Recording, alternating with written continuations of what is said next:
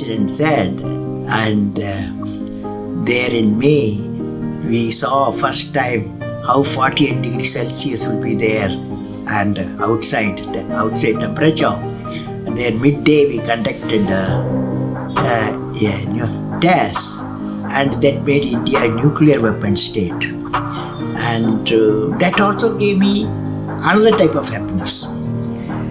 Then I said, okay, these are all some different, some space. I said, we prepare for the nation. I prepared for the nation, India 2020 vision. How by the year 2020, India can be an economically developed nation. We give a blueprint, a roadmap in 1998 with the complete areas specified and what should be done. And this book, finally a book also come, India 2020 is famous book, and all these six, another work, and including parliament discussed, and politically they accepted in those days. So all these things happened. But she was nothing impressed, my student. You know, student, when you are taking class, you will know. She said, I didn't ask all these things, but you give me one thing which gave you bliss, anand. You know, bliss means anand, equivalent is anand. Now, finally, I told her, see, when I was in TRDL Hyderabad, I was working as a director of the establishment, and also my specialization in composite material, how to make a composite material. The Agni missile, the introduction I gave for Agni, carry what is called a heat shield, because when it re-enters with 15 times the sound speed, re-entry time before 2000 kilometers goes, the temperature outside will be normally 4500 degree Kelvin. It will be burning, it's a flame.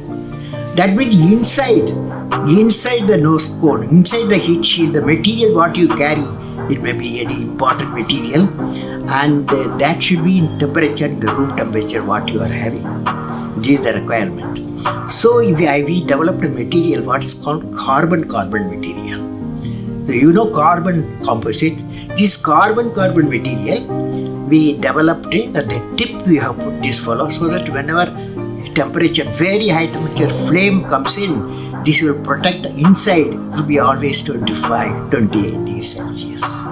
So this very light material we used. So this is called heat shield for Agni. One day, an orthopedic friend, Professor B.N. Prasad, at that time he was in Nizam Institute of Medical Science. He is an orthopedic surgeon. One day, he was visiting me. Orthopedic surgeon was visiting my lab. I showed him the precious thing, the heat shield. She lifted, he found it's very light. He was always saying very light. And heavy. Strength also, you see, very high temperature, strength also very low. So strength will be kept always. So all this thing was highly impressed. He said, Kalam, I want to take you to my orthopedic ward in Nizam Institute of Medical Science. So he put me in his car, took me to the hospital, and took me to the orthopedic ward, where 30-40 people who are having knee surgery. And about 15 young boys and girls, they had the caliper fitted. You know, for a polio patient, they fit the caliper. That caliper, both caliper put together weighs 4 kilograms. He told me, see that as soon as we went, they were removed that caliper, they did not wear it. As soon as we saw the doctor, immediately started fitting it. So heavy, it's not so uncomfortable. He told me, you see the scene, and you have got a fantastic material. What the use of missile? Why not you use that material, missile material? Use it for this, my children. So we took it as a challenge. We took dimension. We take 22 molds we made in 2 weeks' time, 3 weeks' time. Then we got 15 calipers, or we call it FRO, flow reaction orthosis FRO. And I took it to the hospital with my team, composite team, and we fitted to each child. And when the was so light, they started running. Because that 4 kilogram becomes 400 gram. 4 kilogram, 400 gram. The children were so happy and they started running. When the mother saw this one, I saw the tears. I said, that was the bliss I got, I think. So all of you, my feeling is that answers as my student. All of you are fortunate to be in a noble profession to remove the pain with compassion and experience. Very important. See, one is treatment, another is compassion. Both today I was in Tiruvallur, the school. One girl asked me a question, but 12 questions were there. One question she asked. Before her question I answered, I asked what class you are studying.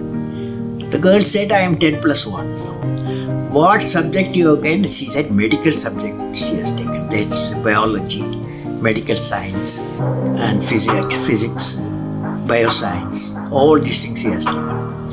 And I hope you are becoming a doctor. I said, yes, my dream is to become a doctor so that I can remove the pain, she said. Fantastic statement the girl made. I want to remove the pain. But I said, my answer was, normally we all of us, human beings, we have one biological heart, isn't it?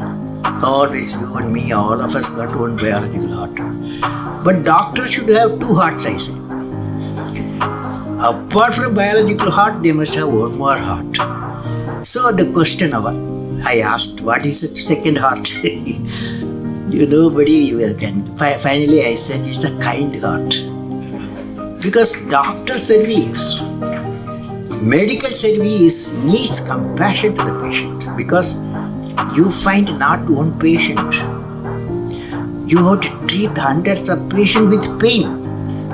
In that environment, you have need kindness and compassion. So I visualize all the doctors. They've got 2 hearts. Good doctors. Now, medical profession, one of the important thing, friends, when I see Dr. Sanjeevi's life, Dr. Ramurthi's life and all your life, I see one great quality we need, what is called culture of excellence. Culture of excellence. All of you can hear me? Yes. Last row? Yes. Now friends, you will belong to the medical community of multiple fields. You should stand for a culture of excellence. The excellence not by accident. It is a process where an individual continuously strives to better oneself. The performance standards are set by themselves. They work on their dreams with focus and are prepared to take calculated risk and do not get deterred by failures as they move towards their dreams. Then they step up their dreams as they tend to reach the original targets. They strive to work to their potential. In the process, they increase their performance, thereby multiplying further their potential. This is an unending life cycle phenomena, culture of excellence. They are not in competition with anyone else but themselves. That is a culture of excellence. I am sure each one of you will aspire to become a unique with culture of excellence, because that is needed. When you see a patient and the diagnosis method is changed and the treatment methods are changed, and you are the one area you have to be completely updated continuously. That means your knowledge should continuously needs addition. Friends, medicine, when I'm seeing all of you, medicine is undergoing a paradigm shift. The understanding of genome, the dynamics of proteins, and the ability of technology to see various processes of the cells have zeroed on to inflammation. Inflammation as the root of all the diseases. You will agree. Now, with these discoveries also came a scientific advances in understanding the underlying mechanisms of disease, leading to innovative therapies that focus on addressing the cause of disease instead of just treating symptoms. It is essential our medical scientists and clinicians working in the field of healthcare and research have to revisit traditional pharmacological approaches to medicine and healthcare and develop scientific treatment protocols to use them for many acute and chronic disease and disorders. Now, when I am telling you in 2013, that's last year, cancer research, because I visited the Anderson laboratory in USA. According to the Science Journal, it's called the Advanced of Sciences AAS. Promising results emerged from the clinical trials of cancer immunotherapy, in which treatment target the body's immune system rather than tumors directly. Tumor flow, with cancer, you will treat something, it will come somewhere else. Okay, so the question is, the 2013 research says the immune system targets the body's immune system in which rather than the tumors directly. The treatment pushed T cells and other immune cells to combat cancer. So far, this process works only for certain cancer and few patients. It is considered to be an important scientific breakthrough. Though the ultimate impact on the disease is not known, it was reported the results so far have been highlighting its success. It is possible immunotherapy in future may find solution for many other diseases. Only person I can ask Andama whether it's possible. Perhaps I was there a few weeks back at Edinburgh University. I saw something I thought sharing to the young doctors. Professor Chandran, in one of the laboratory, showed his work on deploying technologies typically used for eye care professionals and use it to detect neural disorders. Let me read it. Professor Chandran, he is from Edinburgh University, a laboratory I visited, cancer laboratory, showed his work on deploying technologies typically used by eye care professionals and use it to help detect neural disorders. Using optical scanner devices, his team is mapping the inside of the eye, particular retina. They are going further and targeting the optical nerve, a small opening into the retina which carries neurons and photoreceptors from the eye to the brain. Using the advanced technology, they are able to peep down the optical nerves in the specific region of the brain and make a longitudinal and cross-section image of it. He showed me a number of images. These images clearly show any odd neural pattern or any potentially at risk neural form. Thus, using this technology, Professor Chandran and his team is able to direct early disorders and administer preventive care in the typical area. Now, friends, I would like to say that 6 virtues of medical care one we have to possess over the medical care. Let me now share with you 6 virtues which a medical caregiver should possess. This I have read in a book titled Medicine and Compassion, authored by Rinpoche, Buddhist monk Rinpoche, co-authored by David Arsham MD. It's a nice book. Name of the book, Compassion and Medical Care. He's, according to the authors, first virtue is generosity. That is, the doctor should have a mind of generosity. Second virtue is pure ethics. Because just now I had a specialist in ethics area is here, ethics area. And that's I am very happy to know. May I know, sir, who is that, sir? Who is special medical ethics? That's it.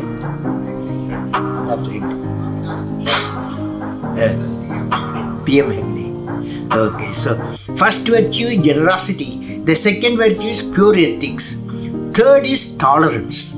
Because you will be in the midst of pain. They are doctor or nurses. They are in the midst of pain. That's why tolerance. The fourth is perseverance. Doctor never gives up. Never gives up.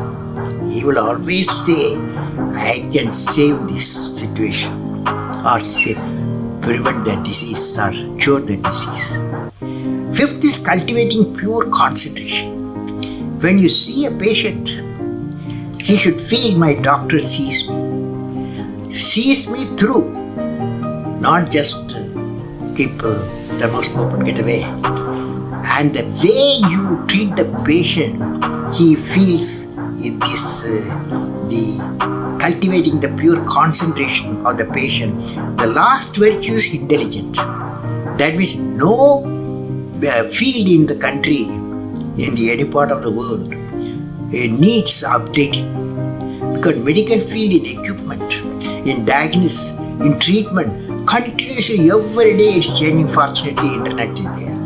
These virtues will empower the caregivers with a humane heart. I am sure the medical who are present here and elsewhere will have all these 6 virtues that will reinforce confidence of the citizen in the healthcare system. So finally, in conclusion, I would like to say what I will be remembered for. What I will be remembered for.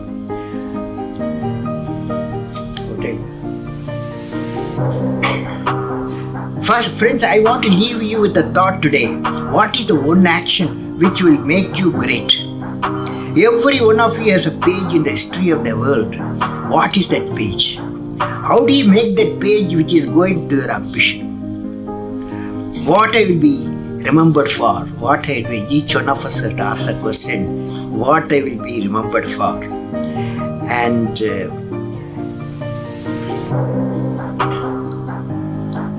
if you find an answer for this question in a few lines, that of out-of-box idea will drive you for the rest of your life. You will definitely thinking something different on our out-of-box vision. What are they? Can I visualize along with you? I am not a doctor, but I want to visualize along with you. Each one of you will derive your own vision to remember. For example, see this light. When you see this light, immediately we remember a personality. Even though electricity was discovered Faraday long ago, but the application was given a person, Thomas Alva Edison. When the light you see Thomas Alva Edison. When the telephone bell rings you remember Alexander Graham. So what a lady who got 2 Nobel Prizes, you will remember it's Madame Curie, because one for discovery of radium, another she treated cancer patient using the radium. For both she got 2 Nobel Prizes. So they are all unique people. So what I will be remembered for, you will be definitely thinking something different. An out-of-box mission today, what are they? You are going to say today, what I will be remembered for. Can I visualize along with each one of you will derive your own vision? I am not putting boundary condition. Will you be remembered for bringing smiles of health and joy to all the patients? When the patient reaches you, you will be having haunted by patients. But smile, can you wear the smiles? Will you be remembered for helping creating a unique cost-effective vaccine? against malaria. Malaria is not going out of our country. And thereby saving more than 1 million people, mostly children, and who are in trouble. Will he be remembered for creating a roadmap for reviving the 23,000 primary healthcare centers across the nation, which would enable them to deliver the much needed primary health facilities to a remote region? Madras doctors want to be in Madras. Nobody want to go to the primary health centers. Will he be remembered as a champion of preventive? This is very important, sir. Will he be remembered as a champion of preventive healthcare in the areas of cardiology, diabetic, and infectious diseases? Because you would be the great teacher. You are treating a patient. Patient doesn't come alone. He comes with his family. And when the patient gets cured, you become a teacher. When you teach, when you tell him why he got the disease, how it can be prevented, he will give you attention to you. He will care for you. Will he be remembered as a great teacher in preventive care for diseased families of patients? Will he be remembered for contributing in a unique way in finding a cure for diseases such as cancer and HIV? Now friends, my best wishes to all of you for success in your mission of removing the pain of the needy patient. May God bless you.